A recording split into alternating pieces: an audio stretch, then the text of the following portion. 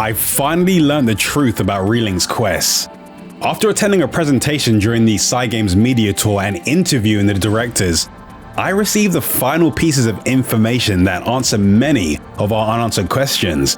I did learn a lot about Relink, and there are a lot of topics to discuss, but for this video I'll be focusing on what we'll actually be doing in the game while progressing through the single player story and the multiplayer quests. While talking with the directors Yasuyuki Kaji and Tetsuya Fukuhara, I asked a few questions that I hope would clarify a few things about the quest system, since over the last few years there's been a lot of confusion and gaps in information about what we can do while playing through the game. But when speaking to the directors, they were very open to sharing the necessary information that will put the final pieces of the Relink puzzle together.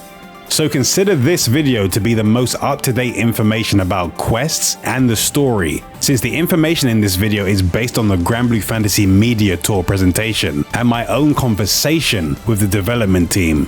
Granblue Fantasy Relink is an action RPG that contains a full single-player storyline and an additional quest mode that can be played with up to 4 players online in co-op multiplayer. However, all content in this game can be played solo and offline, so people will have the freedom to choose how they want to play. In Granblue Fantasy, the inhabitants of the world live on floating islands in what's often referred to as the Sky Realm, and within the Sky Realm there's an area known as the Zegagrande Skydom, and this is where the story of Granblue Fantasy Relink will take place. It's been said that the single-player story features a scenario that wraps up nicely at the end, so it's not a story that we should expect to end with a cliffhanger. The protagonist of the game is a character referred to as the Captain. They are the captain of the Grand Cypher airship crew, and their name is Gran or Jita depending on who you choose. Gran and Jita are considered the same entity within Granblue, so you can rename and you can freely switch between them depending on whose appearance you prefer. In the original game, the captain is treated as a self-insert character. You can use a few dialogue options to see the various outcomes during the story, but for the most part they are not vocal. It's the other characters that do the actual talking. However, the captain does have their own personality, which shows through their reactions to the situations they're in. So despite their lack of speech, they're a clearly defined character that has a lot of history with the other characters within the Granblue world. The intention is for players to feel like they are the captain, and during the panel it was said that this concept has been continued with Relink. In addition to the captain, there will be a variety of other characters in your crew. You'll be able to add up to 4 characters into your party, and you'll also be able to play as these characters if they have a playstyle that you prefer. Each character has their own battle style and unique mechanics, so when you play as a character it should feel completely different to any other character. There are characters that use weapons like swords or spears for close range combat, but there are also characters that use guns or magic to attack from a distance. Even if you're not familiar with the characters in Granblue Fantasy, it was said that Relink has been specifically made to be a good introduction to the Granblue universe, so you don't really need any prior knowledge of the series to be able to enjoy the game. For players that find action games intimidating, at the panel we were reminded that Relink has accessibility modes to assist people that may need some extra help when playing through the story. The assist modes are mainly aimed at the story mode and early quest content, so you won't be able to use the assist modes during difficult endgame content.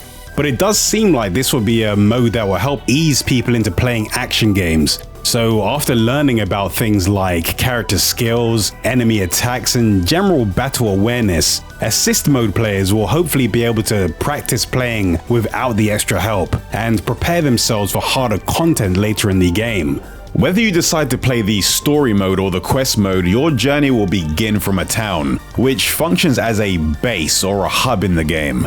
They specify that Relink is not an open world game. Instead, both the story mode and the quest mode will have a stage-like game flow. Specifically for the story, it's been said that a variety of stages have been created for players to experience. There are stages that are filled with a lot of spectacle and a lot of action that drives the story forward, including colossal boss battles that the team have said they put a lot of effort into developing. But it was also mentioned that there will be stages that are more expansive and encourage more exploration. As we progress through the general flow within one of these expansive stages, If you stop following the path towards the main objective and instead explore the area, occasionally you'll find secret treasure chests or secret minigames. And these minigames can include things like needing to collect a certain amount of items within a time limit, which will reveal a rarer item, or defeating a certain number of enemies within a time limit to trigger a special boss fight. With these kinds of stages, they want to encourage players to go off the beaten path and really explore the area to see what they can find. In addition to the main storyline, I wanted to understand what else we would be able to do while playing Relink. So the question I asked was, at the earlier panel it was mentioned that there would be over 100 quests that could be done in co-op, but it was also mentioned that there would be side quests. What type of side quests should we expect to see? Will there be ones that involve storylines, or ones that teach players more about the world and its characters?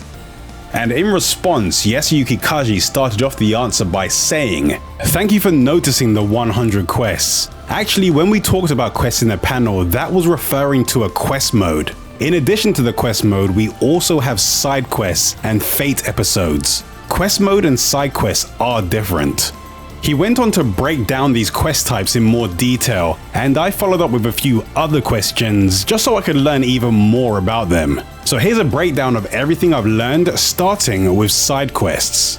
As we walk around the towns in Granblue Fantasy Relink, we'll be able to interact with the citizens. Some of these citizens may have something troubling them that requires your assistance. You'll be able to obtain side quests from these NPCs, and by completing these side quests, you can help them with their worries and concerns, or resolve the issues that they're facing. In doing so, it's been said that you'll be able to learn more about the residents that live within the Zegagrande Skydom, and the things that happen within their daily lives. Fate episodes are stories about each of the characters that give us an in-depth look at who they are. These episodes were also present in the original game, and each time a new character or a new variant of an existing character was obtained, they will come with an additional playable storyline. This storyline often shared that character's backstory, their motivations, and the reasons why they eventually decide to join the Grand Cypher crew.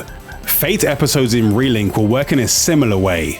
In Relink, players will be able to learn more about each character by playing through their Fate episode. So even if someone hasn't played the original game, they'll still be able to learn who the characters are. The first portion of a character's Fate episode is about how the crew came to encounter that character in the original game, while the second portion of the episode is related to something that the character goes through while they're in the Zegagrande Skydom. It's been said that within these Fate episodes there will be a lot of content to go through story-wise, and they will also contain playable quest sections. So we'll need to view the story, then go on a quest related to the Fate, then view a bit more story, then go on a quest, so on and so forth. So Fate episodes won't just be reading and cutscenes. Instead, it's been presented in a way that's said to be a blend of the old and the new. So all players will have something to look forward to from the Fate episodes in Relink.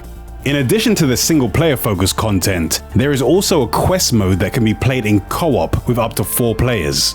To take part in quests, we will need to head to the quest counter in town in order to accept assignments as the Grand Cypher crew. In the original game, the Grand Cypher crew regularly take on quests in the locations that they visit. Many of the side stories usually begin with the crew receiving a request to investigate an area or to assist people. These requests usually end up leading into a bigger adventure that involves the citizens of the island they're on, or powerful beings within the world. When we accept these quests in Relink, we can read the mission objectives and learn a little bit more about the world of Granblue and the area of Zegagrande by seeing what types of jobs people are requesting.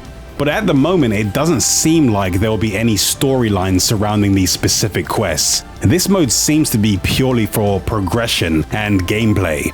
There will be over 100 quests to unlock and play through at the quest counter, and these quests have a variety of objectives. So far we've been shown objectives that revolve around defeating bosses, but during the presentation and while talking to the directors, they revealed a few other quest types that we should expect to see.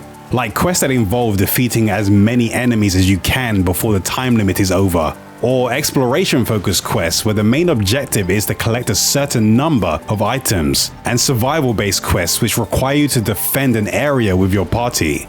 There are 2 main ways to link up with other players for multiplayer quests. You can head to the quest counter and select a quest, and then the game will try to match 4 players that are looking for the same quest. Depending on the platform you're playing on, you can also check your PSN or Steam friend lists, or you can view players that you've recently played with and then summon them directly into your town. Once everyone is all together, you can go on a quest together. If there are any blank spots in your group when you go to select a quest, it will start pulling from all people currently searching for that quest from around the world to fill the gaps. There are a few more details surrounding the matchmaking systems, but this is the basic outline of it. It was said that all quests can be completed while playing offline, and all characters can handle all of the bosses equally. The only small advantage that there is to multiplayer is that if the other characters are controlled by human players, they'll bring all of the grinding and progression that they've made with those characters into the battle. But if you are solo and you level up your own characters and make them stronger, you can even use them as party members in quests to take on whatever content that you want.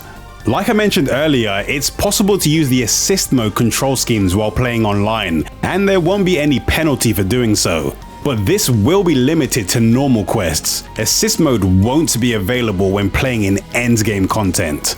In the past, it was mentioned that there will be a lot of endgame content. So out of curiosity, I asked roughly how many of the quests will be considered endgame. Yasuyuki Kaji responded by saying that roughly 60% of the available quests in quest mode are considered endgame content, and we'll need to put in over 100 hours to get through the endgame content that they've prepared. That doesn't necessarily mean that after 100 hours we'll have all of the best gear and never have to do those quests again, or that all of our characters will be ready to handle every quest that's available. But it does seem like that's how long it would take for us to get our first character or first party geared enough to get through the end game content at release. This time I only played a newer combat focused demo that revolved around one quest, so I didn't get to see as much of the game as I wanted to. But I can say that even though Relink is releasing a bit later than expected, my expectations are high based on what I've played so far. I did put a decent amount of time into each of the characters that were available, and the combat gameplay and boss mechanics felt extremely polished. But I'll have more to say about the gameplay and my impressions in an upcoming video, so keep an eye out for that along with a few other videos based on some of the other things I learned while talking to the directors. If you want to keep up to date with everything I'm doing in between videos, then keep an eye on the YouTube community tab or follow me on social media. The various places you can find me are linked in the description and the pinned comment on this video. I'll be making some new videos about Granblue Fantasy Relink and other action RPGs very soon. But until I make those videos, here's another that you might find interesting.